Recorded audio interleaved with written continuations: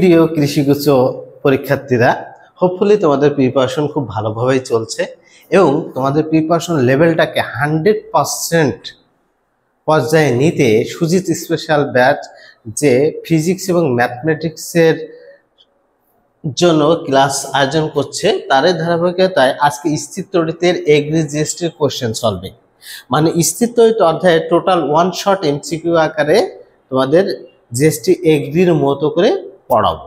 ঠিক আছে, তো চলো আজকের ক্লাসটা শুরু করে দিই। আচ্ছা, মানে ক্লাসটা একেবারে এগ্রি ডেডিকেটেড লেভেলের ক্লাসটা হবে। ঠিক আছে, টোটাল ভার্সিটি কভার হবে না, ক্লাসটা আছে এগ্রির মতো করে যে কোশ্চেনগুলো আসছে সেই রিলেটেড টপিক ধরে ধরে পড়াবো। আচ্ছা, স্থিরতড়িৎ আজকে টপিকস। আচ্ছা, টপিকস আছে স্থিরতড়িৎ। আচ্ছা, স্থিরতড়িতের কুলম্বের সূত্র থেকে আমরা পাই F = 1/4πε0 Q1 Q2 R²। ঠিক আছে, Q1 একটা চার্জ, Q1 একটা বস্তুর চার্জ, Q2 আরেকটা বস্তুর চার্জ, মধ্যবর্তী দূরত্ব R, তাহলে যে বলটা হয় সেই বল F = 1/4πε0 Q1 Q2 R²।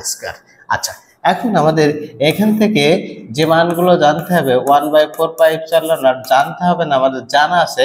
একবার রিমাইন্ড করে দিচ্ছি, 9 × 10⁹ newton metre square per coulomb square. ঠিক আছে, newton metre square per coulomb square. এই একক সহ মানটা আমাদের মাথায় যেন থাকে। ঠিক আছে, মান সবারই মুখস্থ আছে, 100% পরীক্ষার্থী বা 98% পরীক্ষার্থীর মান মুখস্থ আছে, কিন্তু একক সহ যখন মানটা চাবে তখন 80 বা 70% ছেলে মেয়ে অ্যান্সার করতে পারবে, বাকি 20 বা 30% ছেলে মেয়ে অ্যান্সার করতে পারবে না। আর সহজ কোশ্চেন যখনই আপনি না পারবেন তখনই পরীক্ষার প্রতিযোগিতা থেকে ছিটকে পড়ে যাবেন। ওকে, এপসাইলন নটের মান কত?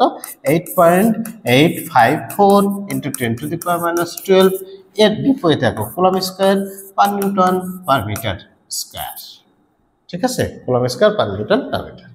তো এখান থেকে আমরা লিখতে পারি F = 9 × 10⁹ Q1 Q2 R²।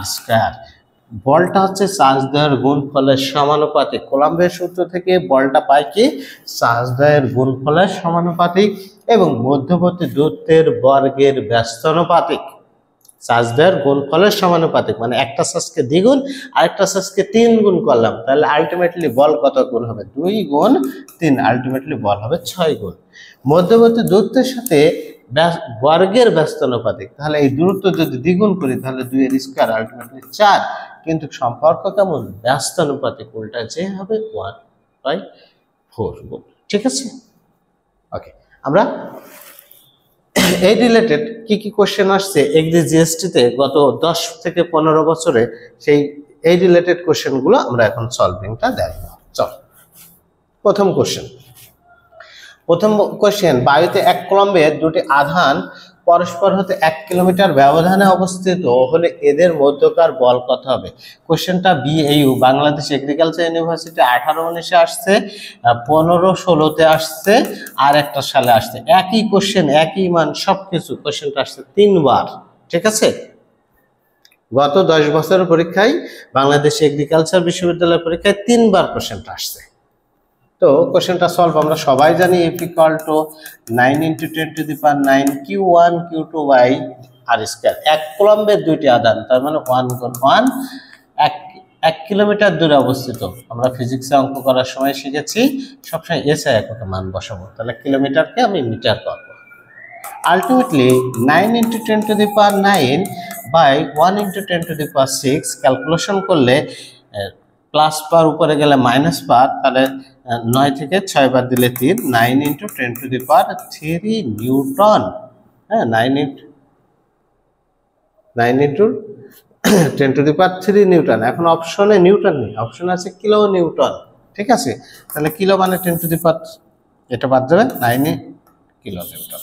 ঠিক আছে, তাহলে রাইট অ্যান্সার হচ্ছে 9 কিলো নিউটন। কোশ্চেনটা 3 বার আসছে, তাহলে বুঝতেই পারছো কি ধরনের ইম্পর্টেন্ট। পরের কোশ্চেন, আবিষ্ট চার্জ কোন বিষয়ের উপর নির্ভরশীল নয়? আবিষ্ট চার্জটা কোন বিষয়ের উপর নির্ভরশীল নয়। কোন বিষয়ের উপর নির্ভরশীল পরের কথা, আগে আমাদের জানতে হবে আবিষ্ট চার্জ কোন কোন বিষয়ের উপর নির্ভরশীল। এখানে এই অপশনগুলো দেওয়া আছে, এখান থেকে আবিষ্ট চার্জ আবেশী চার্জের উপর নির্ভরশীল, আবেশীয় চার্জের উপর নির্ভরশীল, চার্জ বেশি বা কম থাকলে তার ইফেক্ট পড়ে। আবিষ্ট বস্তুর ক্ষেত্রফল এবং আকৃতির উপরেও নির্ভরশীল, আবিষ্ট বস্তুর ক্ষেত্রফল এবং আকৃতির উপর নির্ভরশীল। আবেশী ও আবিষ্ট বস্তুর মাধ্যমের উপর, হ্যাঁ মাধ্যমের বানানটা একটু মিসিং আছে, মাধ্যমের উপর নির্ভরশীল। তাহলে আবিষ্ট চার্জ কোন বিষয়ের উপর নির্ভরশীল নয়? আবিষ্ট বস্তুর ঘনত্বের উপর নির্ভরশীল নয়। আবিষ্ট বস্তুর ঘনত্বের উপর আবিষ্ট চার্জ নির্ভরশীল না। তাহলে রাইট অ্যান্সার হবে এই কোশ্চেনের সি অপশন। এই কোশ্চেনের রাইট অ্যান্সার হলো সি অপশন, ঠিক আছে, এটা রাইট অ্যান্সার। ওকে, পরের কোশ্চেনটা দেখি। পদার্থ সৃষ্টিকারী প্রাথমিক কণিকাগুলোর মৌলিক ও বৈশিষ্ট্য মূলক ধর্মকে কি বলে? চার্জ বলে বা আধান বলে। আমরা একেবারে ইন্টারমিডিয়েটের ফার্স্ট ইয়ার থেকে বোর্ড সিস্টেম প্রথম যখন শুরু করছি যে পদার্থ সৃষ্টিকারী প্রাথমিক কণিকাগুলোর মৌলিক ও বৈশিষ্ট্যমূলক ধর্মকে আধান বা চার্জ বলে, ঠিক আছে। এই আধান বা চার্জ তিনটা, একটা হচ্ছে ইলেকট্রন, প্রোটন আর নিউট্রন। ইলেকট্রন নেগেটিভ চার্জ বিশিষ্ট, প্রোটন পজিটিভ চার্জ বিশিষ্ট, আর নিউট্রন হচ্ছে নিউট্রাল মানে চার্জ নিরপেক্ষ। ওকে, এখান থেকে এর বাইরে কোশ্চেন আর কিছু করতে হবে না। পরের কোশ্চেন, দুইটি চার্জের মধ্যবর্তী দূরত্ব 1/4 গুণ হলে এদের মধ্যকার বলের পরিবর্তন কত গুণ হবে? হ্যাঁ, সব কৃষি বিশ্ববিদ্যালয় কোশ্চেন, কিন্তু শুধু বাংলাদেশ কৃষি বিশ্ববিদ্যালয় না, বাংলাদেশ কৃষি বিশ্ববিদ্যালয়, সে বাংলা কৃষি বিশ্ববিদ্যালয় সহ যতগুলো কৃষি বিশ্ববিদ্যালয় আছে তার 10 থেকে 15 বছরের কোশ্চেন আজকে ক্লাসে সলভ হয়ে যাবে। আমরা জানি বল এফ সমানুপাতিক 1/r², আলটিমেটলি কি ব্যস্ত অনুপাতিক। তাহলে এটা দূরত্ব কত? 1/4 গুণ 1/4 এর স্কয়ার করলে 1/4 এর স্কয়ার করলে 1/16। সম্পর্ক সমানুপাতিক না ব্যস্ত অনুপাতিক? ব্যস্ত অনুপাতিক, উল্টায় যাবে, তার মানে আলটিমেটলি 16 গুণ হবে। কত গুণ হবে? বলের মধ্যকার পরিবর্তন কত গুণ? 16 গুণ। এটাই ছিল টাইপ 1 এর পড়াশোনা, যেটা কুলম্বের সূত্র থেকে।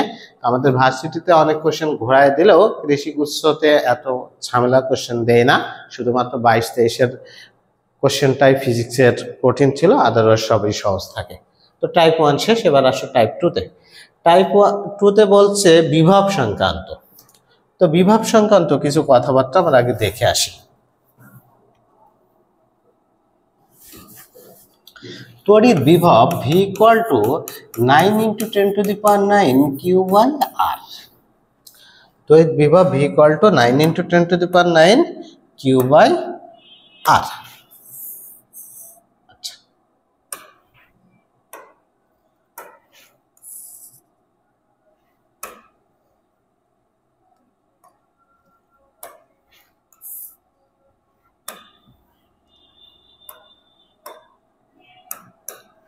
আচ্ছা, আমরা জানি তড়িৎ বিভব V = 9 × 10⁹ Q/r। কিউটা হচ্ছে ব্যাসার্ধ, তো গোলক বা বৃত্তের ব্যাসার্ধ। আচ্ছা, আগে বলো চার্জ কোথায় থাকে জানতে হবে। চার্জ হচ্ছে গোলকের বাইরের পৃষ্ঠে থাকে। চার্জ হচ্ছে গোলকের বাইরের পৃষ্ঠে অবস্থান করে, বাইরের পৃষ্ঠে। চার্জ কোথায় থাকে ভাই বলো? চার্জ থাকে গোলকের বাইরের পৃষ্ঠে থাকে। কোন পৃষ্ঠে বেশি থাকে? উত্তল পৃষ্ঠে বা অমসৃণ পৃষ্ঠে। উত্তল বা অমসৃণ পৃষ্ঠে চার্জ সবচেয়ে বেশি থাকে। এটাই শেষ। আচ্ছা, বিভবের সংজ্ঞা কি? অসীম দূরত্ব থেকে প্রতি একক ধনাত্মক আধানকে তড়িৎ ক্ষেত্রের কোনো বিন্দুতে আনতে যে পরিমাণ কাজ সম্পন্ন হয় তাকেই তড়িৎ বিভব বলে। তাহলে অসীম দূরত্ব থেকে প্রতি একক ধনাত্মক আধানকে এই বিন্দুতে আনতে যে পরিমাণ কাজ হবে, এই বিন্দুতে আনতেও যে পরিমাণ কাজ হবে, এই বিন্দুতে আনতেও সেই পরিমাণ কাজ হবে। এই কনসেপ্ট থেকে আমরা বলতে পারি যে একটা বৃত্তের পৃষ্ঠের বিভব তার যে কোনো বিন্দুর বিভবের সমান। পৃষ্ঠের বিভবটা হবে যে কোনো বিন্দুর বিভবের সমান। অর্থাৎ এই বিন্দুতে বিভব বের করতে বললেও আমরা পৃষ্ঠের বিভব বের করবো, এই বিন্দুতে বললেও পৃষ্ঠের বিভব বের করবো। ধরে নিই ব্যাসার্ধ আছে 0.5 মিটার আমাকে বলছে 0.2 মিটার বা 0.3 মিটার বা 0.4 মিটার বা কেন্দ্রে বিভব নির্ণয় করতে বলবে, তো তখন আমি এই ব্যাসার্ধ, এই আর এর জায়গায় ব্যাসার্ধই আমি বসাবো, ব্যাসার্ধ হচ্ছে কোনো ছোট মান আমি বসাবো না, ঠিক আছে। আর যদি বলে ব্যাসার্ধ 0.5 মিটার, আপনাকে বলছে 0.8 মিটার দূরত্বে বিভব, তো তখন আমি v = 9 × 10⁹ যা দেওয়া থাকবে তাই, আর এখানে 0.8 বসাবো। এতটুকু ক্লিয়ার? ঠিক আছে। ওই জায়গাটা ব্যাসার্ধের জায়গা, ব্যাসার্ধের চেয়ে কোনো ছোট মান ওখানে বসবে না, ব্যাসার্ধের চেয়ে কোনো ছোট বড় মান বললে ওই মানটা বসে যাবে, এতটুকু। এখন যুক্ত গোলকের বিভব, মধ্যবিন্দুতে বিভব এগুলো লাগে না, তাই আমি পড়াচ্ছি না, আবার অন্য ভিডিওতে এগুলো দেখতে চাইলে দেখে নিও। বিভবের ক্ষেত্রে এই সিম্পল জিনিসগুলোই। আচ্ছা, বর্গক্ষেত্রের বিভব, বর্গক্ষেত্রের বিভব সংক্রান্ত দুই স্টাইলের কোশ্চেন আসে। এক হচ্ছে 4 কোণায় 4টা চার্জ দিয়ে কেন্দ্রের বিভব জিজ্ঞাসা করে, আর সচরাচর বলে 3 কোণায় 3টা চার্জ এবং কেন্দ্রের বিভব 0 হলে চতুর্থ কোণায় কত চার্জ স্থাপন করতে হবে। তাহলে চতুর্থ কোণায় স্থাপিত charge Q4 = -Q1 + Q2 + Q3। বর্গক্ষেত্রের চতুর্থ কোণায় কত চার্জ স্থাপন করলে কেন্দ্রের বিভব 0 হবে, সেই চতুর্থ কোণায় স্থাপিত চার্জ Q4 = মাইনাস ইনটু সবগুলো চার্জের যোগফল, মাইনাস ইনটু সবগুলো চার্জের যোগফল। বিভব সংক্রান্ত এই তথ্য উপাত্ত পড়লে আশা করি জিএসটি এগ্রি তোমাদের কভার হবে। তো চলো দেখে আসা যাক জিএসটি এগ্রিতে গত কয়েক বছরে কি ধরনের কোশ্চেন আসছে। প্রথম কোশ্চেন, PQRS আয়তক্ষেত্রে PQ 3 মিটার, QR 4 মিটার, PQR বিন্দুতে যথাক্রমে এত কুলম্ব এত কুলম্ব এত কুলম্ব চার্জ স্থাপন করলে এস বিন্দুতে বিভব কত ভোল্ট হবে, যেটা এগ্রি ক্লাসটার 22-23 আসছে। আচ্ছা, একটা আয়তক্ষেত্র, ঠিক আছে, আমার আঁকা হয় না, ধরে নিলাম একটা আয়তক্ষেত্র, এটা হচ্ছে P, এটা Q, এটা হচ্ছে R, এটা হচ্ছে S। P বিন্দুতে চার্জ আছে +4 কুলম্ব, এটা হচ্ছে -5 কুলম্ব, আর এটা হচ্ছে 3 কুলম্ব। আচ্ছা, দূরত্ব দেখো, PQ এর দূরত্ব কত দেয়া আছে? 3 মিটার। PQ এর দূরত্ব দেয়া আছে 3 মিটার, QR এর দূরত্ব দেয়া আছে 4 মিটার। তাহলে এখান থেকে এটুকের দূরত্ব আমরা বলতে পারবো এটা সমান্তরাল এটা, তার মানে এটা 3 এটা 4 হলে এটা হচ্ছে 5, সমকোণী ত্রিভুজ বাহুগুলোর। হ্যাঁ, এখন এস বিন্দুতে বিভব নির্ণয় করব। আমরা জানি বিভবের ক্ষেত্রে সবগুলো চার্জ যোগ হয়, তার মানে 9 × 10⁹ ইন্টু সূত্র কি Q/R। এখন অনেকগুলো কিউ আছে, তাহলে Q1/R1 + Q2/R2 + Q3/R3 এই কনসেপ্টে বসবে। তাহলে 9 × 10⁹ ইন্টু প্রথম ক্ষেত্রে চার্জ কত 4 বা এর দূরত্ব কত, এস থেকে এটার দূরত্ব কত দেখো তো, 4 মিটার না, এটা সমান্তরাল, তাহলে 4। কিউ এর মান কত -5, এখানে -5, এর দূরত্ব কত, এটা থেকে দূরত্ব কত 5, প্লাস এই মানটা কত 3, এখান থেকে এটুকের দূরত্ব কত দেখো, এই মানটা 3 আছে, তার মানে এটা 3, এটা ক্যালকুলেশন করলে হয়ে যাবে। ওকে, তার মানে অ্যান্সার হবে এটা, অ্যান্সার হবে কত 9 × 10⁹ ঠিক আছে, 9 × 10⁹ রাইট অ্যান্সার। পরের কোশ্চেন, আয়ত বস্তুর কোথায় সবচেয়ে বেশি আধান থাকে? আয়ত বস্তুর পৃষ্ঠে চার্জ বেশি থাকে, স্পেসিফিক কি উত্তল তলে বা উত্তল পৃষ্ঠে সবচেয়ে বেশি থাকে। এগ্রি ক্লাস্টার 18-19। পরের কোশ্চেন, বৈদ্যুতিক চার্জ সর্বদা পরিবাহীর বাইরে পৃষ্ঠে থাকে, এই তথ্যটি কে প্রদান করেন? বৈদ্যুতিক চার্জ সবসময় পরিবাহীর বাইরে পৃষ্ঠে থাকে, এই তথ্যটি প্রদান করেন হচ্ছে বিজ্ঞানী মাইকেল ফ্যারাডে। বিজ্ঞানী মাইকেল ফ্যারাডে উনি সর্বপ্রথম বলেন যে একটা গোলকের পৃষ্ঠে যে পরিমাণ বিভব হবে কেন্দ্র ঠিক একই পরিমাণ বিভব হবে এবং কেন্দ্রের বিভবটা পৃষ্ঠের বিভবের সমান হবে। পরের কোশ্চেন, 50 সেন্টিমিটার ব্যাসার্ধের কোন গোলকের পরিবাহীতে 10 কুলম্বের চার্জ দ্বারা আহিত করা হলো, গোলকের কেন্দ্র হতে 10 সেন্টিমিটার দূরে বিভব কত আর ইলেকট্রোস্ট্যাটিক ইউনিট হবে, ইএসইউ ইলেকট্রোস্ট্যাটিক ইউনিটে হবে, এই এককে বলছে, ভোল্ট এককে না কিন্তু। তাহলে আমরা জানি বিভব V = 1/4πε0 Q/R, 1/4 এর মান 9 × 10⁹ কিন্তু ওই এককে এই মানটা হচ্ছে 1, ঠিক আছে। আর ইলেকট্রোস্ট্যাটিক এককে 1/4 এর মান কত 1। হ্যাঁ, চার্জ কত কুলম্ব আছে 10 কুলম্ব আছে। 1 কুলম্ব সমান 3 × 10⁹। 1 কুলম্ব সমান কত 3 × 10⁹। তাহলে 10 কুলম্ব আছে, তাহলে 10 × 3 × 10⁹ বাই আর এর মান কত, আর হচ্ছে ব্যাসার্ধ। যদিও বলেছে 10 সেন্টিমিটার, কেন্দ্র থেকে 10 সেন্টিমিটার বললেও ব্যাসার্ধের কোনো ছোট মান বসানো যাবে না। 50 অবশ্যই সেন্টিমিটার আছে, সেন্টিমিটার রাখতে হবে, কারণ আর সিজিএস পদ্ধতিতে মানটা চেয়েছে, ঠিক আছে।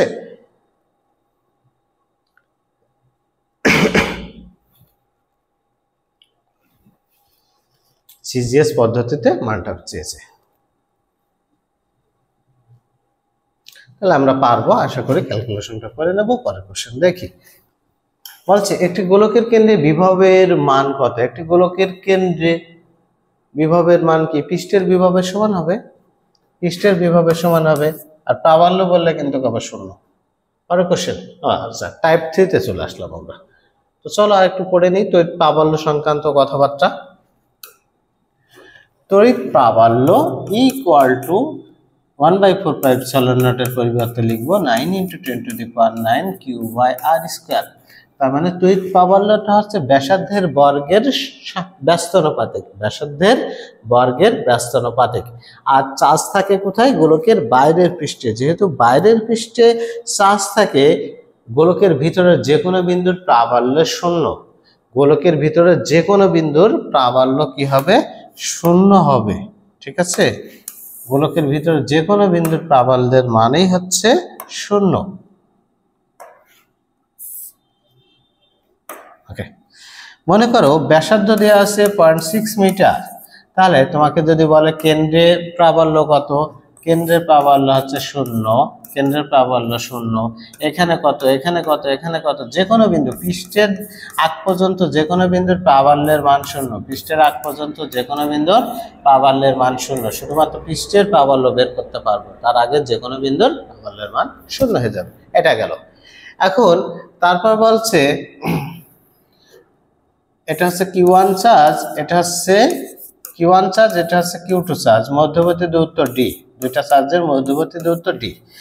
যদি দুইটা চার্জই সমান হয় তাহলে মধ্যবিন্দুতে প্রাবল্য সমান হবে বা শূন্য হবে। দুইটা চার্জ সমান হবে, মধ্যবিন্দুতে প্রাবল্যের মান শূন্য, লব্ধি প্রাবল্যের মান শূন্য হবে। কিন্তু চার্জের মান যদি ভেরিয়েশন হয় তাহলে মধ্যবিন্দুটা না হয় যে কোনো বিন্দুতে প্রাবল্যের মান সমান হতে পারে। সেই বিন্দুটাই যদি জিজ্ঞাসা করে যে Q1 চার্জ হতে কত দূরত্বে প্রাবল্য দ্বয় পরস্পর সমান, সেই দূরত্ব যদি x ধরি, তাহলে সেই দূরত্ব যদি x ধরি তাহলে x = d/1 + √Q2/Q1।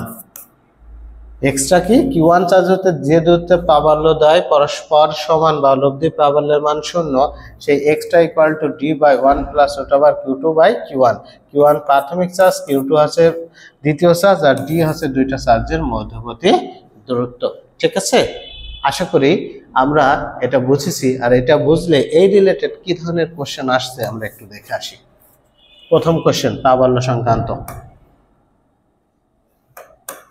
বলছে 10⁻⁻6 কুলম্ব এবং 10⁻⁻6 কুলম্ব মানে দুইটি বিন্দু আধান পরস্পর হতে দূরে অবস্থিত। আধান দুটির সংযোগকারী রেখার কোন বিন্দুতে তড়িৎ প্রাবল্য শূন্য হবে।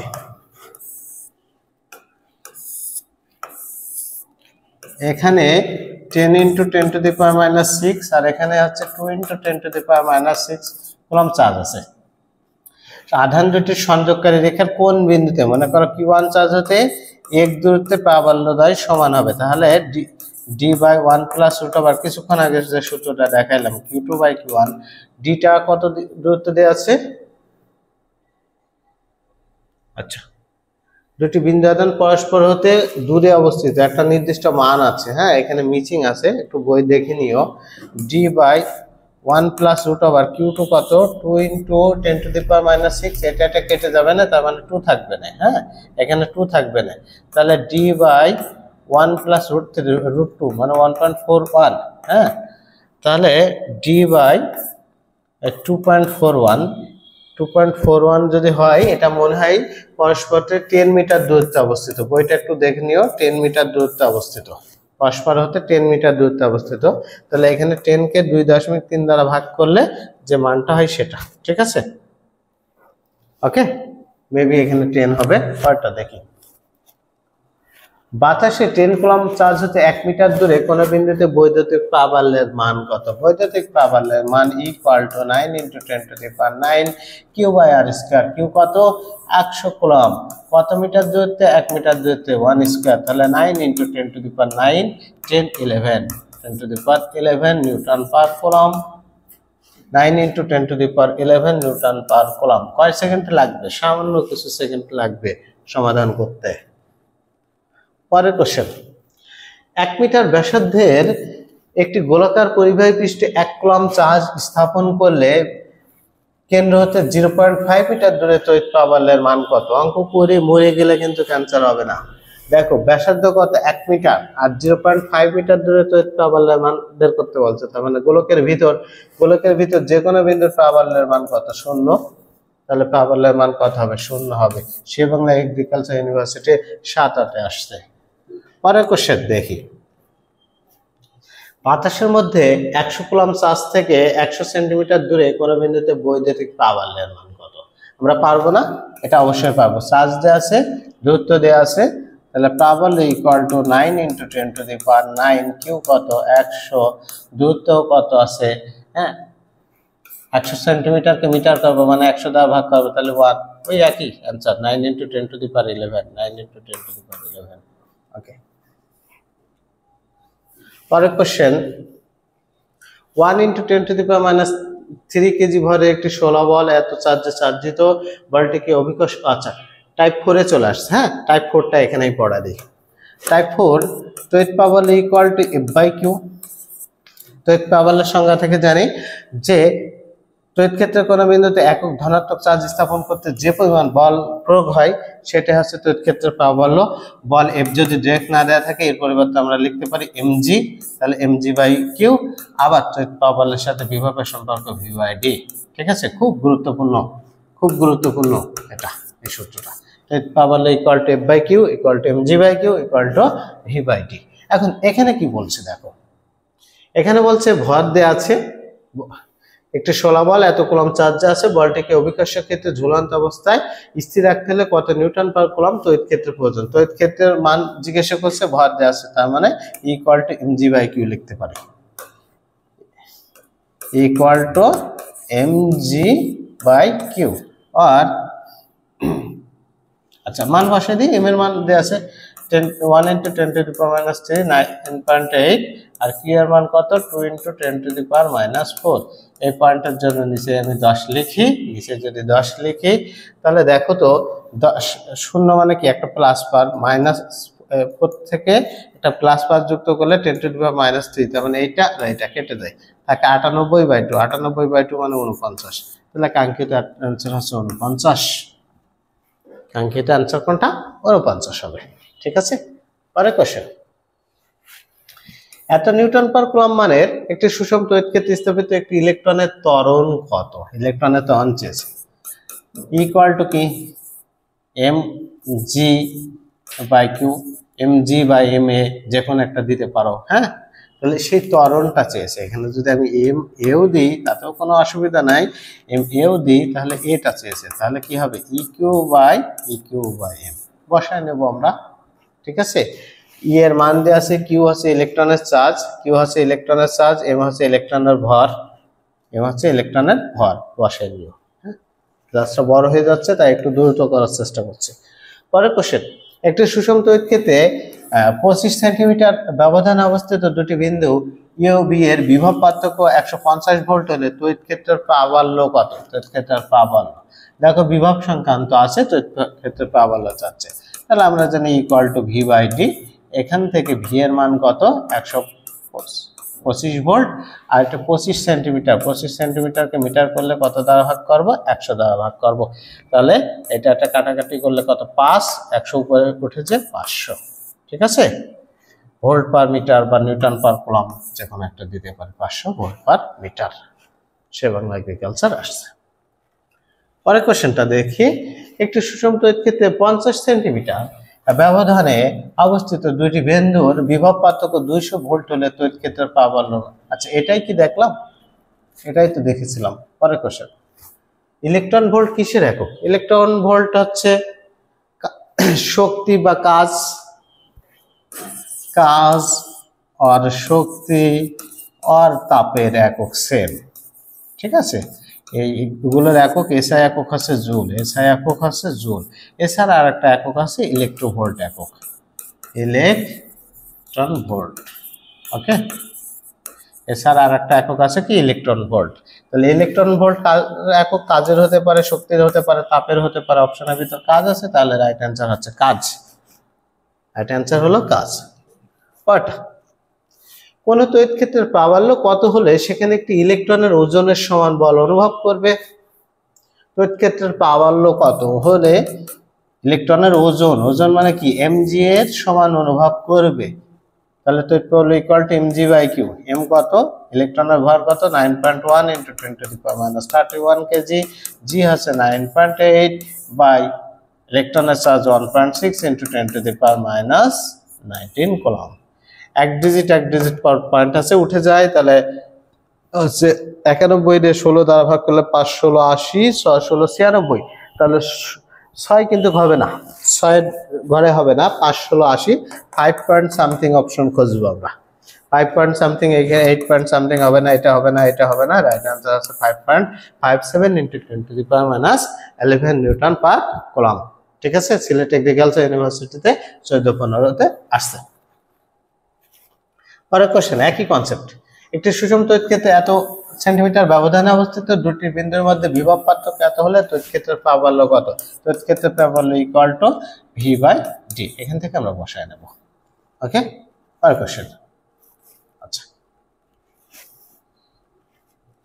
ধারকত্ব সংক্রান্ত যদি কথাবার্তা দেখি, আমরা অ্যাট এ গ্যালান্সে দেখে আসি। আমরা জানি সিপি ইকুয়াল টু কি? C1 plus C2 plus C3 plus dot dot dot, আর CS ইকুয়াল টু কি? 1 by CS, 1 by CS equal to 1 by C1 plus 1 by C2 plus dot dot dot. এটা সমান্তরাল সমবায় তুল্য ধারকত্ব, এটা শ্রেণী সমবায় তুল্য ধারকত্ব।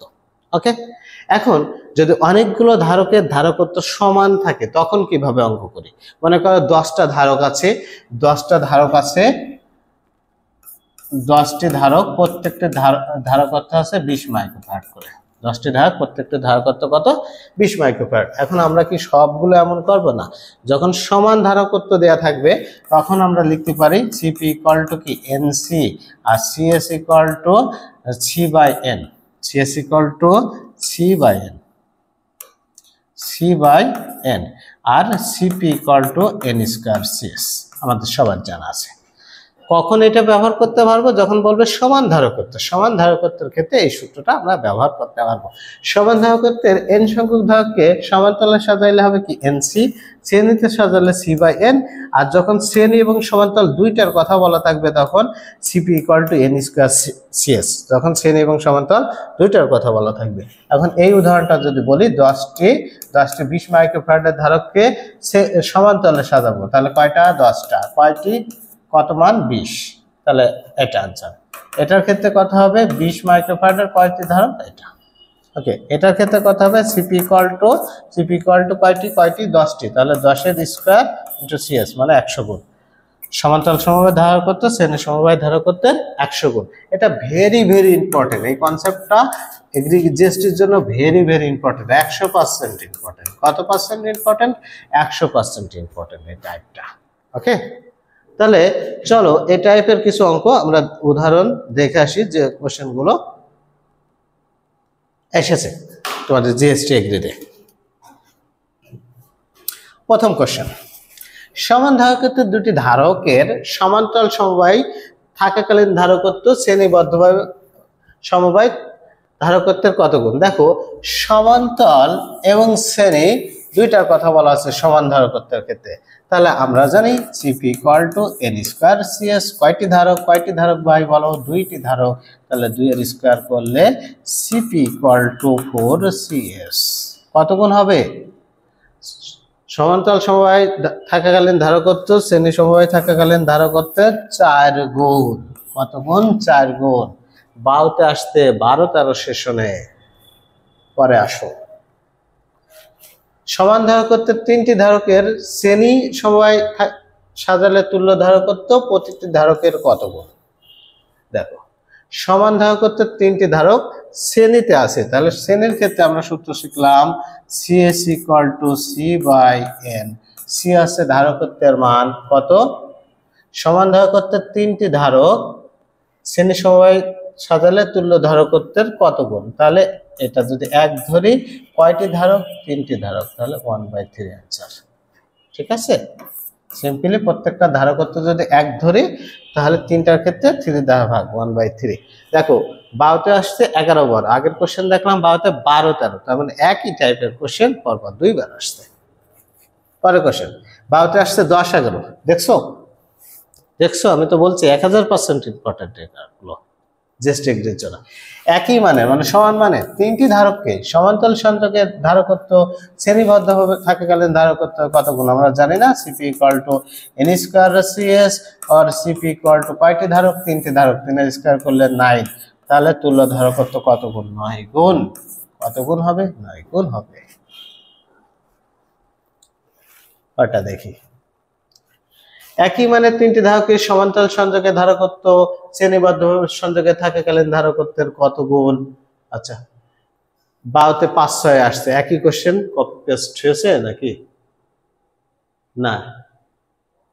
দেখো একই কোশ্চেন বাউতে 10 11 আসছে, আবার 5 6 আসছে। ঠিক আছে, একই কোশ্চেন। আমি আবার বলছি এটা একটা খুবই গুরুত্বপূর্ণ। পরের কোশ্চেন 3 to 4 মাইক্রোফ্যারাড ধারকত্ব বিশিষ্ট 3টি ধারকের সমান্তরাল সমবায় সাজালে তাদের তুল্য ধারকত্ব। সিপি ইকুয়াল টু আমরা জানি না, C1 plus C2 plus C3, তার মানে কত? 3টাই যোগ করব। 3 2 5, 5 আছে 4 9, 9 মাইক্রোফ্যারাড, 9 মাইক্রোফ্যারাড। রাইট आंसर আছে 9 মাইক্রোফ্যারাড। ওকে, জিএসটি এগ্রির জন্য শুধুমাত্র আগে বুঝতে হবে কোন টাইপ গুরুত্বপূর্ণ। সব পড়লেই সব পড়তে হবে এমন না, হ্যাঁ। টাইপ ধরে ধরে পড়তে পারলেই জিএসটি এগ্রিতে কম পড়াশোনা করে চান্স পাওয়ার সম্ভাবনাটা প্রবল থাকবে। কোন সংযোগের জন্য কার্যকর ধারকত্ব হ্রাস পাবে? আমরা দেখলাম সমান্তরালে কি এনসি হচ্ছিল, সবগুলো। আবার সিম্পলি দেখলে কি হচ্ছিল? যোগ হচ্ছিল। আর শ্রেণীতে কি 1 বাই আকারে হচ্ছিল। তার মানে সিরিজে ধারকত্বের মান হ্রাস পাবে। সিরিজে ধারকত্বের মান হ্রাস পাবে। রাইট আনসার এই অপশন। আচ্ছা পরের কোশ্চেন, পরের টাইপটা একটু ধারকত্ব সংক্রান্ত, একটু পড়ে গিয়ে আসি। গোলাকার পরিবাহী ধারকত্ব সিম্পলি ধারকত্ব, যে কোনো পরিবাহী ধারকত্ব সি ইকুয়াল টু কি? Q by V. তার মানে একক বিভব পার্থক্য বজায় রাখতে যে পরিমাণ চার্জ প্রয়োগ করা হয় সেটাই হচ্ছে তার ধারকত্ব C equal to q by V. Q হচ্ছে চার্জ, যদি ডিরেক্ট না দেওয়া থাকে এর পরিবর্তে লিখবো আইটি বাই ভি। ওকে, গোলাকার পরিবাহী ধারকত্ব, গোলাকার পরিবাহী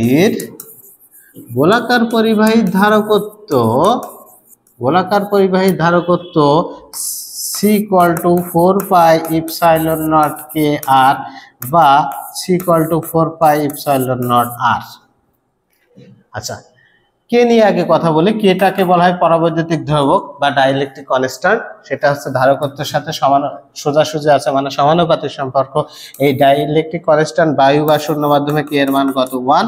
বায়ু বা শূন্য মাধ্যমের ক্ষেত্রে লেখা লাগে না, তাহলে 4 পাই ইপসাইলন নট আর। এখন এই ডাইইলেকট্রিক কনস্ট্যান্ট এই সমীকরণে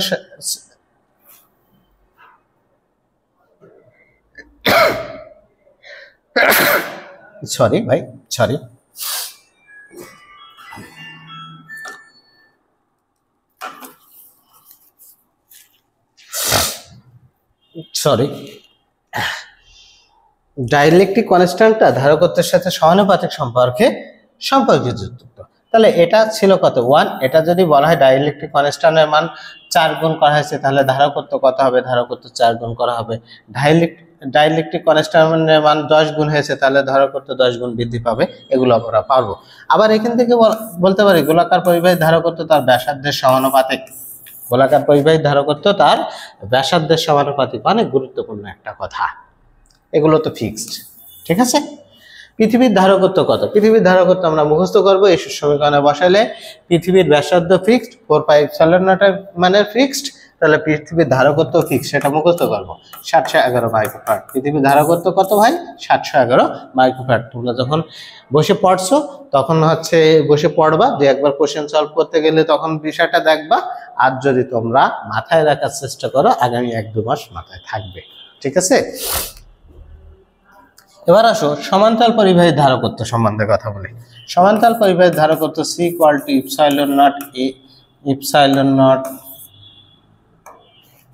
KA/D C=ε0A/D। কেটা কি ডাইইলেকট্রিক কনস্ট্যান্ট, হ্যাঁ আগেও যে কথাবার্তা এখনো তাই, সমানুপাতিক সম্পর্ক, এটা যত গুণ করাবে ধারকত্ব ঠিক তত গুণ।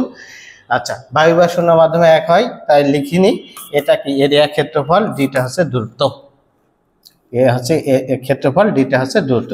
এখান থেকে এর সাথে সমানুপাতিক, ডি এর সাথে ব্যস্তানুপাতিক সম্পর্ক, তো এখান থেকে আমরা লিখতে পারি C2/C1 = A2/A1 × D1/D2, যখন ক্ষেত্রফল আকারে দেয়া থাকবে, আর যখন ব্যাস বা ব্যাসার্ধ থাকবে এর পরিবর্তে, ক্ষেত্রফলের পরিবর্তে ব্যাস বা ব্যাসার্ধ আকারে লিখলে R2/R1 × D1/D2, কখন যখন ব্যাস বা ব্যাসার্ধ আকারে দেয়া থাকবে। আমি একটু ফার্স্ট ক্লাস এসেছি, তোমাদের ভিডিও বড় হয়ে যাচ্ছে, এ কারণে দ্রুত নেওয়ার চেষ্টা করছি। এখন যদি বলে ব্যাস দ্বিগুণ করা হয়েছে, ব্যাস দ্বিগুণ করা হয়েছে, দূরত্ব দ্বিগুণ করা হয়েছে, ধারকত্ব কত, তাহলে ব্যাস কত গুণ করা হয়েছে, দ্বিগুণ করা হয়েছে, তার মানে কত, এটা 1 হলে এটা কত 2, আর এটা কত গুণ করা হয়েছে, দ্বিগুণ করা হয়েছে, তাহলে 1 আলটিমেটলি কত গুণ, দ্বিগুণ হবে। তো যে ধরনের মানই আসুক না কেন আমরা পারবো। চলো স্লাইডে চলে যাই, কি কোশ্চেন আসছে। এগ্রি ক্লাসটা 2022-23 সেশনে কি এমন কোশ্চেন ছিল যা পড়তেই আমাদের 30 সেকেন্ডের বেশি সময় লাগছে।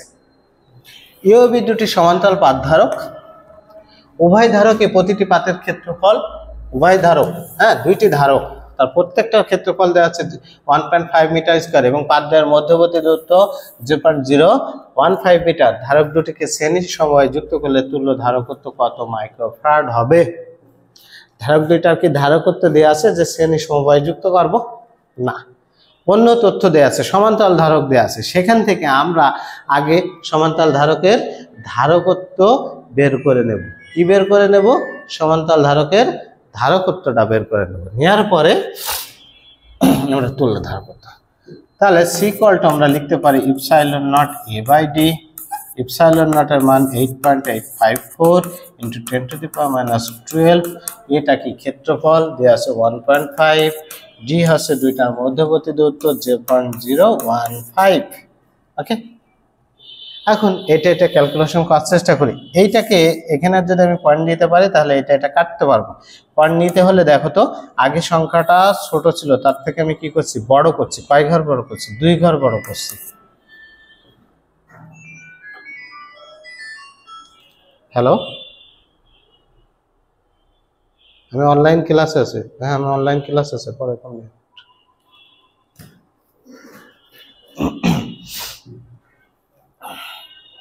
এটা সংখ্যাটা ছোট ছিল, আমি বড় করেছি, কয় ঘর বড় করেছি, 2 ঘর বড় করেছি, তাহলে আমার এখানে 2 ঘর ছোট করতে হবে কথা, তাহলে এটা কাটতে পারবো। এই মাইনাস পার উপরে গেলে প্লাস পার, তার মানে আলটিমেটলি কত 8.854 × 10⁻10, হ্যাঁ এটা হচ্ছে ধারকত্ব হলো, এত মাইক্রোফ্যারাড ধারকত্ব হলো। কিন্তু আমার দরকার কি তুল্য ধারকত্ব, একটার ক্ষেত্রে এটা সব ডেটা সেম না, দুটি সমান্তরাল পাত উভয় পাতের ক্ষেত্রফল যদি একই থাকে তাহলে দুইটার ক্ষেত্রে ধারকত্ব একই, তাহলে শ্রেণীতে তুল্য ধারকত্ব মানে কি দুইটার ক্ষেত্রে 2 দ্বারা ভাগ, তার মানে একে 2 দ্বারা ভাগ করলে 4.48 সামথিং × 10⁻10, এখানে কেন মানটা নাই, আচ্ছা সরি এখান থেকে ফ্যারাড আসছিল, এটা তো ফ্যারাড আসছিল, আর এখানে বলছে মাইক্রোফ্যারাড, খেয়াল করে নি এখানে মাইক্রোফ্যারাড, আমি আবার একটু লিখি, কেটে কুটে দিয়ে লিখি, কোথায় লিখবো? এখানে আসছিল 8.854 into 10 to the power minus 10, হ্যাঁ ফ্যারাড আসছিল। আমার মাইক্রো ফ্যারাড করতে হলে তাহলে আমি কি করব, 8.854 into 10 to the power minus ফ্যারাডকে তার মানে 10 টু দি পাওয়ার 6 দ্বারা গুণ করবো, তাহলে -4 হবে। এখন দুইটার ক্ষেত্রে কত দ্বারা ভাগ যাবে, 2 দ্বারা ভাগ হবে, তার মানে 4.4 into 10 to the power minus 4, 4.4 into 10 to the power minus 4। ওকে, পরের কোশ্চেন। একটি সমান্তরাল পাঠ্যকে প্রতিটি পৃষ্ঠের ক্ষেত্রফল এত, এর বায়ু মাধ্যমে পাঠ্যের মধ্যবর্তী দূরত্ব এত, ধারকটির ধারকত্ব কত? সমান্তরাল ধারকের ধারকত্ব C = ইপসাইলন নট A/D।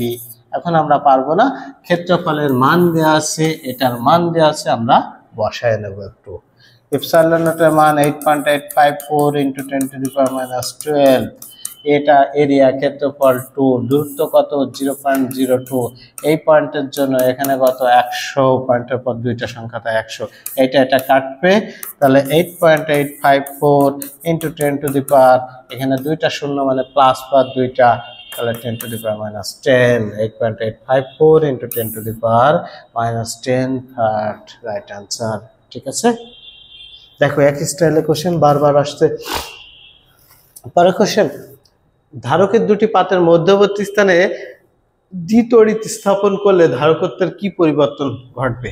হ্যাঁ, দ্বিতড়িৎ স্থাপন করলে মানে ডাইইলেকট্রিক স্থাপন করলে ধারকত্ব বেড়ে যাবে। আমরা দেখলাম না, simply C = epsilon not KA/D, তাহলে কেটা সবসময় সমান্তরাল মানে সমানুপাতিক আছে, তার মানে ওইটা ইনক্লুড করার পর ধারকত্ব বেড়ে যাবে। পরের কোশ্চেন, কোন যান্ত্রিক কৌশলের সাহায্যে চার্জ সঞ্চয় করা হয়? চার্জ সঞ্চয় করা হয় কিভাবে? ধারকে চার্জ সঞ্চয়, কোন যান্ত্রিক কৌশলের মাধ্যমে চার্জ সঞ্চয় করা হয়? ধারকে চার্জ সঞ্চয় করা হয়। ঠিক আছে, পরের কোশ্চেন, একটি সমান্তরাল পাঠ্যকের দুইটি প্লেটের মধ্যে ডাইইলেকট্রিক পদার্থ ঢোকালে তার সঞ্চিত শক্তি 5 গুণ হয়। সঞ্চিত শক্তি কত গুণ হচ্ছে? 5 গুণ হচ্ছে। আর কোনো ডেটা নাই, শুধু ডাইইলেকট্রিক সংক্রান্ত কথাবার্তা। তাহলে সঞ্চিত শক্তি 5 গুণ হয়েছে, তাহলে অবশ্যই ডাইইলেকট্রিক পদার্থের মান 5, ডাইইলেকট্রিক পদার্থের মান 5 হওয়ার কারণে এটাই হয়েছে। ঠিক আছে, কারণ কি আমরা জানি, আর ডিটেলস ব্যাখ্যা দিতে গেলে C = epsilon not KA/D, epsilon not KA/D ছিল, তাই তো? এখন কি বলছে, সঞ্চিত শক্তি, আবার সঞ্চিত শক্তি = কি ½ CV², এখান থেকে সঞ্চিত শক্তির সাথে সমানুপাতিক, তাহলে এটার সাথে এটা সমানুপাতিক, আবার এটার সাথে এটা সমানুপাতিক, আলটিমেটলি একই কথা। তারপরে এত মাইক্রোফ্যারাডের চার্জহীন একটি ক্যাপাসিটরের মধ্যে দিয়ে 4 অ্যাম্পিয়ার তড়িৎ প্রবাহ 3 মিলিসেকেন্ডের জন্য প্রবাহিত আছে। ক্যাপাসিটরে দুই পাতের বিভব পার্থক্য কত সেটা জিজ্ঞাসা করছে। দেখো তো, সময় দেয়া আছে, তড়িৎ প্রবাহ দেয়া আছে, বিভব পার্থক্য কত সেটা দে। আমরা জানি ধারকত্ব C = Q/V, আবার Q যদি ডিরেক্ট না দেওয়া থাকে IT/V, বিভব পার্থক্য শেষে V = IT/Q। এই সমীকরণে মান বসে নিও। I দেয়া আছে, T দেয়া আছে, মিলিসেকেন্ড দেয়া আছে, ধারকত্ব দেয়া আছে, মাইক্রোফ্যারাডকে ফ্যারাড করে নিও। 1 ইলেকট্রোভোল্ট সমান কত? আমরা সবাই জানি 1 ইলেকট্রোভোল্ট সমান 1.6 × 10⁻⁻19 কলম। পরের কোশ্চেন, একটি চার্জিত ধারকের শক্তি, ধারকের সঞ্চিত শক্তি = ½ CV² সমান ½ QV সমান ½ Q² / C। ঠিক আছে, ধারকের সঞ্চিত শক্তি = কি ½ CV² = ½ QV = ½ Q² / C। কখন কোন মান বসাবো, যে সংক্রান্ত ডেটা দেয়া থাকবে ঠিক আমরা সেই সংক্রান্ত মানটা বসাবো। ঠিক আছে, সিম্পলি ধারকত্বের সাথে বিভবের সম্পর্ক সমানুপাতিক V², তার মানে বিভব যত গুণ করবেন সঞ্চিত শক্তি তার বর্গের সমানুপাতিক হবে। ওকে, এখন এখানে বলছে একটি চার্জিত ধারকের শক্তি, চার্জিত ধারকের শক্তি ½ CV², এটা হবে সে বাংলা একে কৃষি বিশ্ববিদ্যালয় আসছে 18-19। পরের কোশ্চেন, 1.5 মাইক্রোফ্যারাড ধারকত্ব বিশিষ্ট একটি ইলেকট্রিক যন্ত্রের টার্মিনালের দ্বয়ের মধ্যে এত ভোল্ট বিভব পার্থক্য দেওয়া হলো, ধারকের সঞ্চিত শক্তির মান কত? দেখো বিভব পার্থক্য দেওয়া আছে ধারকত্ব দেওয়া আছে সঞ্চিত শক্তি equal to half CV square, তাহলে হাফ সি এর মান কত 1.4 ইন্টু 10⁻⁶ বিভব ভি, তাহলে 3 এর বর্গ করলে 9, এটা কয়টা শূন্য আছে 3টা, তাহলে শূন্য সংখ্যা ডাবল হয়ে যাবে 10⁶, ক্যালকুলেশন করলে যা হবে তাই। ঠিক আছে, আশা করি তোমরা পারবা। এই যে এই পয়েন্ট তুলবা, প্রথমে পয়েন্ট তুলবা, পয়েন্ট তুলে 10 লিখবা, এটা কাটলে কত হয় 7, 7 নং কত 63, আর এখানে পাওয়ারের হিসাব করলে এটাতে তো কেটেই যায়, তাহলে 63/10, 63/10 মানে 6.3, হ্যাঁ 6.3 অ্যান্সার। ক্লাসটা বড় হয়ে যাচ্ছে বলে আমি একটু তাড়াহুড়ো করছি। পরে কোশ্চেন, একটি সমান্তরাল পার্থক্যের চার্জের তলমাত্রিক ঘনত্ব, চার্জের তলমাত্রিক ঘনত্ব সিগমা ইকুয়াল টু কি কিউ বাই এ। ঘনত্ব সিম্পলি ঘনত্ব কি ভর বাই আয়তন, কিন্তু চার্জের ক্ষেত্রে চার্জ কোথায় থাকে একক ক্ষেত্রফলে, সবসময় চার্জের হিসাবটা একক ক্ষেত্রফলে করা হয়। এখানে একক ক্ষেত্রফলের ভিতরে যে পরিমাণ চার্জ থাকে সেটাই হচ্ছে চার্জের তলমাত্রিক ঘনত্ব, ওই তলের ঘনত্ব, তাই তলমাত্রিক ঘনত্ব। ঠিক আছে, একক ক্ষেত্রফলের ভিতরে যে পরিমাণ চার্জ থাকে সেটাই চার্জের তলমাত্রিক ঘনত্ব। তো এরিয়াটা যদি না দেওয়া থাকে, চার্জটা গোলাকার বস্তুর হিসাব করা হয়, এখানে ক্ষেত্রফল যদি ডিরেক্ট না দেওয়া থাকে 4πr² লিখতে পারি, তাহলে কিউ বাই 4πr²। কিউটা হচ্ছে চার্জ, আরটা হচ্ছে ব্যাসার্ধ। এখান থেকে আমরা সহজে অঙ্ক করতে পারবো। এখন এই কোশ্চেনে কি বলছে দেখো, একটি সমান্তরাল পাতধারকের চার্জের পরিমাণ দেওয়া আছে, মানে কিউ এর পরিমাণ দেওয়া আছে, যদি প্রতিটি পাতের কার্যকরী ক্ষেত্রফলও দেওয়া আছে, তো এই ফ্লাক্স ঘনত্ব কত তা নির্ণয় করব। আমরা পারবো না? আমরা অবশ্যই পারবো। তো এখানে মানটা বসাই, কিউ এর মান কত আছে 25 কুলম্ব দেওয়া আছে, ক্ষেত্রফল হচ্ছে কত 5 সেন্টিমিটার স্কয়ার, তাহলে আমাকে অবশ্যই কি করে নিতে হবে, আমাকে মিটার করে নিতে হবে। ঠিক আছে, তার কি করতে হবে, তার বর্গ করতে হবে, তার কি করতে হবে, বর্গ করতে হবে।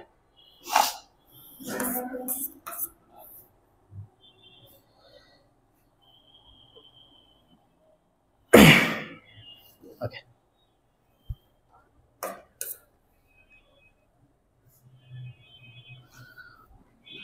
তো এর মাধ্যমে আমাদের স্থিতিতে যতগুলো কোশ্চেন আসছে জিএসটি এগ্রিতে গত 10-15 বছরে বিভিন্ন কৃষি বিশ্ববিদ্যালয়ে যে কোশ্চেনগুলো আসছে সেই কোশ্চেনের স্থিতরিত আমরা দেখলাম। আচ্ছা, তোমাদের মেসেজ দিতে চাই এই যে তোমরা গতানুগতিক যে ধারায় পড়াশোনা করো তার থেকে কম পড়েও জিএসটি এগ্রিতে তোমাদের একটা কাঙ্ক্ষিত সিট অর্জন করতে পারবা। আর এর জন্য তোমাদের ধারাবাহিকভাবে আগে টপিক সিলেক্ট করতে হবে। তোমাদের যে কোশ্চেন ব্যাংক হোক বা যে বই থাকুক না কেন, সেই বই থেকে প্রথমে আগে দেখতে হবে কোন কোন টপিকস থেকে কোশ্চেনগুলো বেশি আসছে, সেই টপিকস সিলেক্ট করে তোমাদেরকে পড়াশোনা করতে হবে। ওভারঅল পড়াশোনা করলেও দেখা যাচ্ছে কম, মানে প্রিপারেশন হাই থাকা সত্ত্বেও কৃষিতে তোমাদের কাঙ্ক্ষিত ফলাফল করতে পারছো না।